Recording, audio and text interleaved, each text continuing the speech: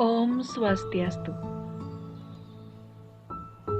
Baik, kami dari kelompok 10 kelas A3 akan mempresentasikan perencanaan dan perancangan puskesmas di Kecamatan Kute, Bandung dengan mata kuliah Desain Arsitektur 4. Perkenalkan, nama saya Brandon Lee Aryawan, NIM 137. Saya Logede Yunita Putri, NIM 139. Saya Himas Santani, NIM 142. Saya Maneri Pola, NIM 155. Saya Logede Yunita Putri, NIM 139. Yang pertama, bab 1 yaitu pendahuluan yang dimana terdapat latar belakang. Dengan pertimbangan Kute merupakan salah satu destinasi wisatawan, faktor kepadatan penduduk, luas wilayah, dan ketidakmerataan lokasi, puskesmas sangat diperlukan pembangunan puskesmas baru di salah satu dari 3 kelurahan lainnya di Kute. Berikut merupakan tujuan dari perencanaan puskesmas di Kecamatan Kute. Yang pertama ada meningkatkan fasilitas kesehatan di Kecamatan Kute. Yang kedua ada meningkatkan pelayanan masyarakat yang bermutu, merata, dan terjangkau. Yang ketiga ada memberikan tampilan bangunan sesuai dengan fungsi dari bangunan, yaitu sebagai bangunan kesehatan tanpa melupakan pendekatan terhadap budaya tradisional Bali. Yang keempat, menentukan konsep yang memperhatikan kenyamanan penggunanya. Selanjutnya bab 2 kajian pustaka puskesmas. Di sini dalam perencanaan puskesmas di Kecamatan Kute, kami kelompok 10 merancang puskesmas menggunakan jenis pelayanan puskesmas non-rawat inap. Adapun standar regulasi setempat yang dimana menurut Permenkes RI nomor 43 tahun 2019 dan menurut Perda Daerah Kabupaten Bandung nomor 7 tahun 2018 pasal 87 ayat 3 yang mengatakan bahwa ketentuan umum peraturan zonasi kawasan peruntukan rumah sakit umum atau klinik kesehatan yaitu menyediakan lahan parkir sekurang-kurangnya 30% dari luas lahan yang dikembangkan, DB setingginya 60%, dan memenuhi ketentuan GSB sekurang-kurangnya 1,5 kali lebar jalan dihitung dari as jalan. Adapun selanjutnya ada 5 konsep dasar ekowisata yang kami terapkan pada perancangan puskesmas di Kecamatan Kute, yaitu prinsip konservasi di mana menjadikan bangunan yang ramah lingkungan serta tidak melupakan identitas lokal setempat. Berikut merupakan presiden dari puskesmas. Yang pertama ada unit pelaksana teknis Puskesmas Kute 1 yang berada di Jalan Raya Kute, dan yang kedua ada Puskesmas Kute Selatan yang ada di Jalan Srikandi. Adapun kesimpulan dari studi preseden yaitu menerapkan karakteristik puskesmas yang modern dengan sentuhan arsitektur tradisional Bali. Setting bangunannya bangunan terletak di sisi jalan utama, bangunan terletak di kawasan pemukiman atau komersial, ruang terbuka hijau, yaitu perbanyak bukaan dan ruang terbuka hijau. Gaya fasadnya menggunakan prinsip modernisme dengan sentuhan arsitektur tradisional Bali. Jenisnya puskesmas non-rawat inap atau rawat inap. Target penawaran penduduk setempat, wisatawan lokal dan mancanegara. Selanjutnya yaitu bab 3 konsep dasar dan tema. Konsep dasar yang kami gunakan yaitu therapeutic environment. Prinsipnya ruang lingkungan yang mencangkup mulai dari hanya sebagai tempat atau lokasi yang mengandung atau mewadahi kegiatan penyembuhan dan perawatan, sehingga lingkungan ini sendiri dibuat sedemikian rupa berperan sebagai sebuah bentuk terapi penyembuhan bagi pasien. Tema yang kami angkat adalah arsitektur neo-vernacular, yang dimana menggambarkan perpaduan budaya dan teknologi bisa dilihat dari pemanfaatan material dengan teknologi masa kini. Penerapan dari tema vernakular yaitu mengadopsi unsur-unsur arsitektur lokal seperti menggunakan ornamen-ornamen Bali, material yang alami dan ramah lingkungan seperti kayu, batu alam ke dalam bangunan dengan fungsi modern. Saya Himas Santani, NIM 142, bab 4 program ruang, kumpulan kebutuhan ruang akhir untuk puskesmas non-rawat inap, yaitu yang pertama unit pelayanan medis.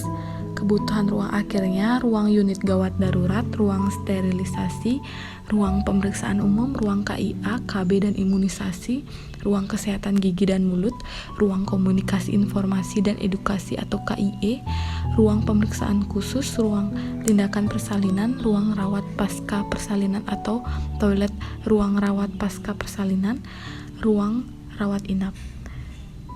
Yang kedua unit penunjang medis dan non-medis. kebutuhan ruang akhirnya yaitu ruang pendaftaran dan rekam medik, ruang farmasi atau apotik, gudang obat dan penyimpanan vaksin, ruang tunggu, ruang ASI, ruang laboratorium, ruang ganti, toilet umum atau termasuk toilet difabel, toilet pengelola, garasi ambulans, parkiran pengunjung, parkiran pengelola.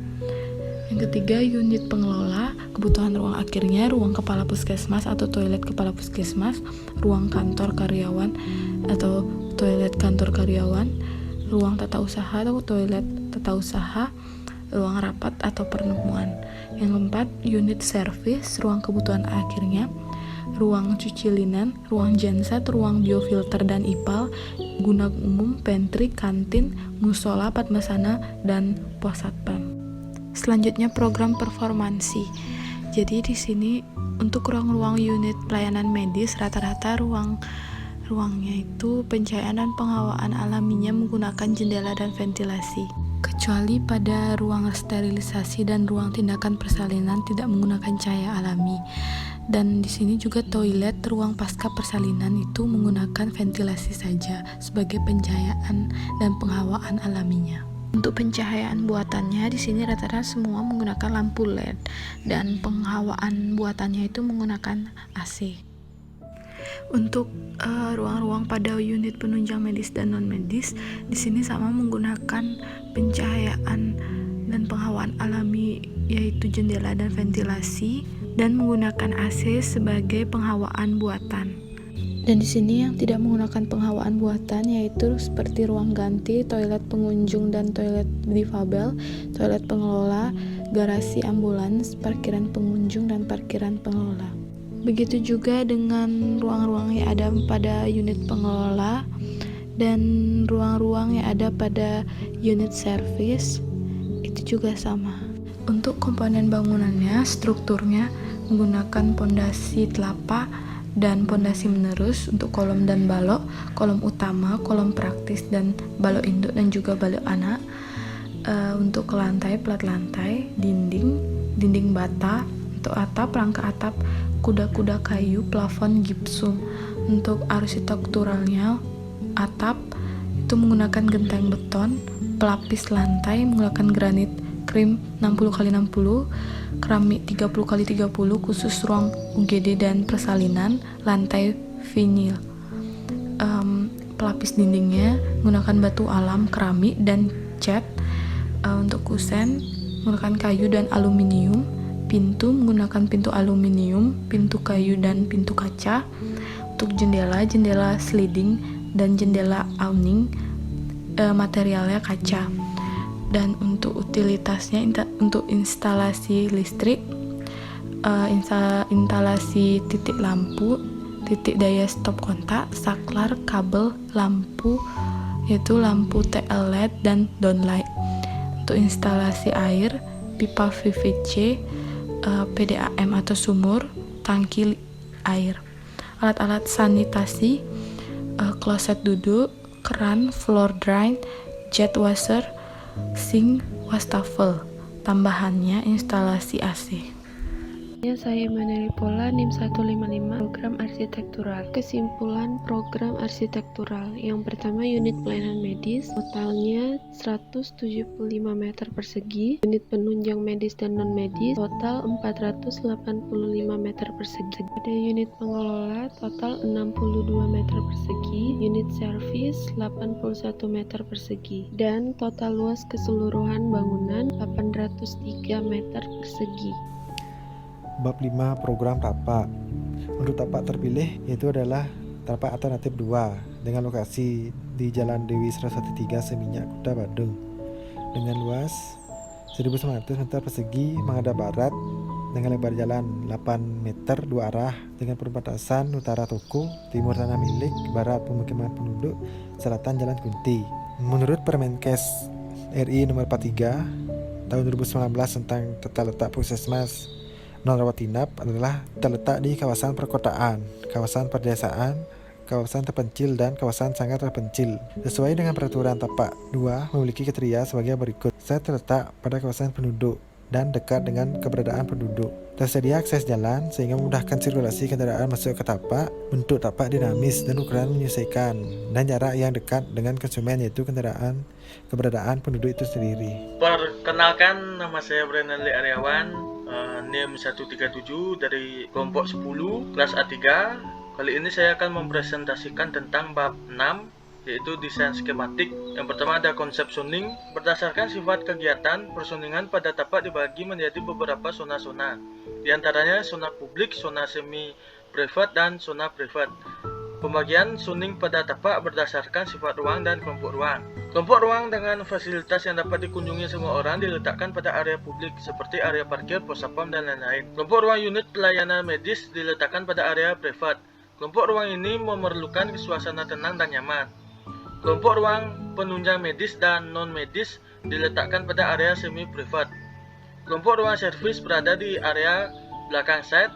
Untuk unit pengelola berada di area lantai 2. Yang kedua ada konsep entrance. Letak in dan out entrance terletak di sisi barat pada tapak. Konsep pada entrance ini menciptakan suasana ciri khas dan budaya Bali ke dalam fasilitas kesehatan dengan penyesuaian tema neo-vernakular, yaitu Candi Bentar khas Bali. Yang ketiga ada konsep bentuk dan pola masa bangunan. Puskesmas ini menggunakan bentuk dasar bujur sangkar, yang dimana bentuk ini statis dan dapat dibagi menjadi grid-grid yang teratur serta mempunyai garis-garis yang tegas. Yang keempat ada konsep sirkulasi. Sirkulasi kendaraan, parkir pengunjung dan pengelola dibagi menjadi dua, yaitu parkiran mobil dan motor. Pada daerah material yang digunakan ialah paving block dengan pola sarang lebah dan berlubang sebagai tempat ditanami rumput. Parkir pengunjung diletakkan dekat dengan main entrance building sehingga memudahkan pencapaian. Sirkulasi untuk pejalan kaki disediakan jalur pedestrian dan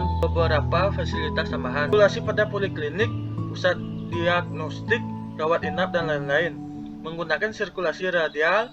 Pada unit gawat darurat menggunakan sirkulasi linear. Yang kelima ada konsep ruang luar. Hardscape, perkerasan grass block, tangga dan ram, tembok pembatas site, pedestrian, candi bentar, pura. Softscape-nya vegetasi alami seperti pohon palem sebagai tanaman peneduh, tabe buya, kemboja sebagai tanaman hias, dan rumput gajah. Landscape furniture, sitting area, ruang pendukung, pos satpam, pemasana, area parkiran, area servis. Yang keenam ada konsep tampilan fasade. Konsep tampilan bangunan. Area bawah sebagai kaki dari bangunan, penggunaan tangga dan ram dari material beton. Area tengah sebagai badan dari bangunan menggunakan cat dinding berwarna krim. Ada kolom menggunakan batu candi sebagai pelapis. Terdapat kisi-kisi kayu jati sebagai sun shading dan ukiran batu alam pada entrance sebagai pintu masuk, serta lambang puskesmas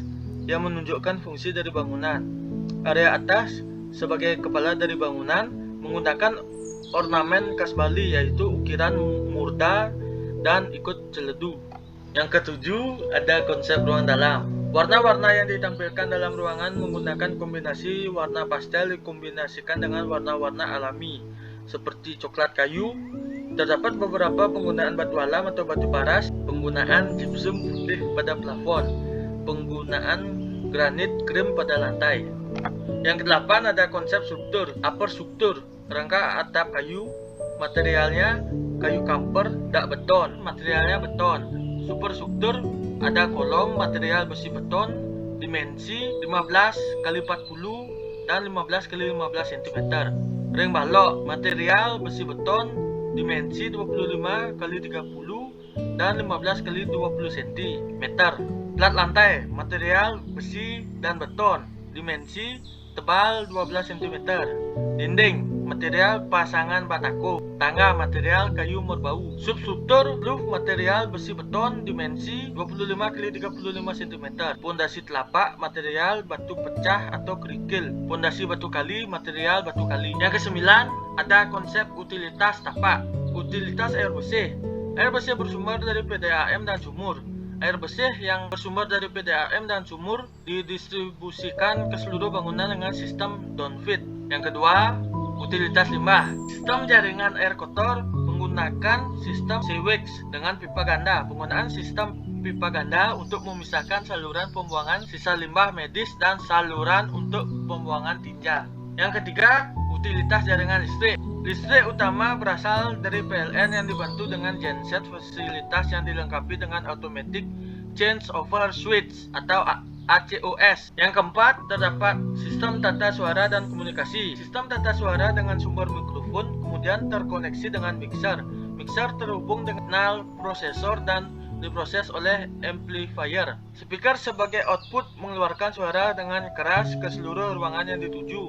Ruangan yang menggunakan sistem tata suara merupakan ruangan yang bersifat sedangkan sistem telekomunikasi dengan sumber utama Telkom kemudian menjadi aliran telepon. Yang kelima, ada sistem proteksi kebakaran. Cara kerja secara sederhana pada fire alarm tipe konvensional, ketika detektor mendeteksi api atau asap yang tidak diinginkan, maka sistem akan menginstruksikan aktivasi tanda lampu pada zona lokasi kebakaran. Alarm ini akan memberi peringatan dengan suara dan sinar. Saya Brenali Aryawan, NIM 137, menutup presentasi kali ini dengan Prama Santi.